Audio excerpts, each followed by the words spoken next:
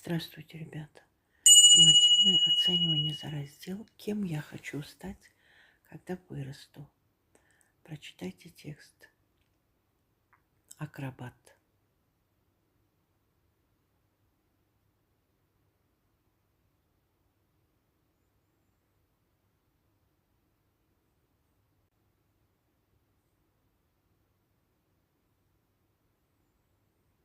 Жонглировать, ловко подбрасывать несколько предметов.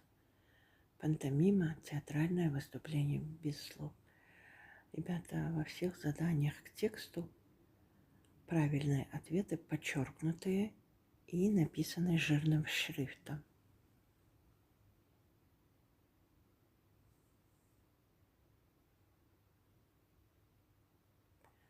Барлық дұрыс жауаптардың асты сызылған және қарамен жазылған.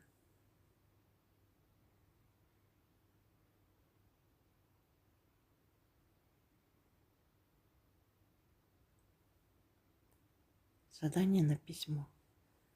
Жазылымға тапсырмада сіздер осы берілген мәтінді қатесіз көшіріп жазуларыңыз керек.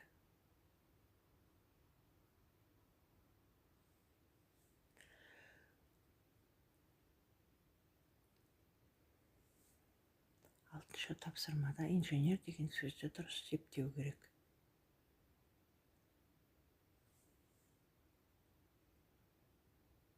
До свидания, ребята. Сау болыңыздар.